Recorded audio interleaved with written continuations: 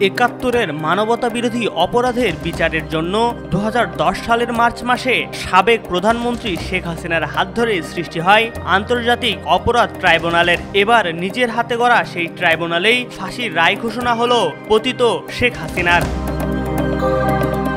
টানা প্রায় ১৫.৫ বছর ক্ষমতা ধরে রাখা দুর্দণ্ড প্রতাপশালী শেখ হাসিনার ফাঁসির রায়ের পর অনেকেই নানা প্রতিক্রিয়া জানাচ্ছেন।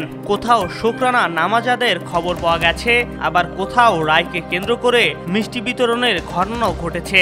বিভিন্ন এলাকার মানুষের মাঝে উচ্ছ্বাস প্রকাশের খবরও পাওয়া গেছে। এরই মাঝে ঘুরে ফিরে আসে প্রয়াত বিএনপি নেতা সালাউদ্দিন কাদের চৌধুরীর এক যুগ আগের একটি বক্তব্য, যা তিনি শেখ হাসিনার বিচার সম্পর্কে বলে গিয়েছিলেন।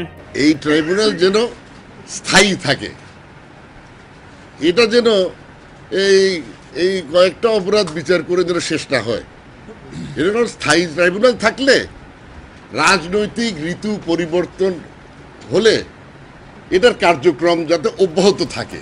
ঠিক ১০ বছর আগে এই নভেম্বর মাসে মানবতাবিরোধী অপরাধে মৃত্যুদণ্ড কার্যকর হয় বিএনপির প্রভাবশালী নেতা সালাউদ্দিন কাদের চৌধুরীর। বিতর্কিত এক বিচারিক প্রক্রিয়া শেষে তৎকালীন আওয়ামী লীগ সরকার তার ফাঁসি কার্যকর করে। হাসিনার রায় ঘোষণার পর ৬ বারের সংসদ সদস্যের এই ভিডিওটি সামাজিক যোগাযোগ মাধ্যমে নতুন করে আলোচনায় এসেছে।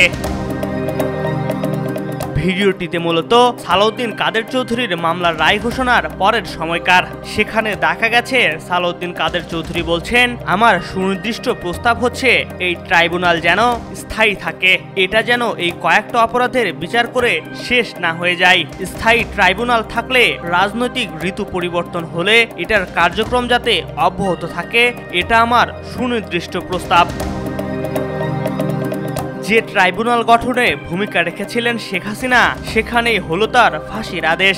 এ যেন ইতিহাসের নির্মম বিচার। নিজের গড়া আদালতেই নিজের বিচার, এমন উদাহরণ অত্যন্ত বিরল ঘটনা। ইতিহাসে এমন ঘটনা খুব কমই আছে যেখানে কোনো নেতা নিজে যে আদালত প্রতিষ্ঠায় ভূমিকা রাখেন, পরে সেই একই আদালতে তাকেও বিচারের মুখোমুখি হতে হয়। এম আর আকাশ, আজকাল।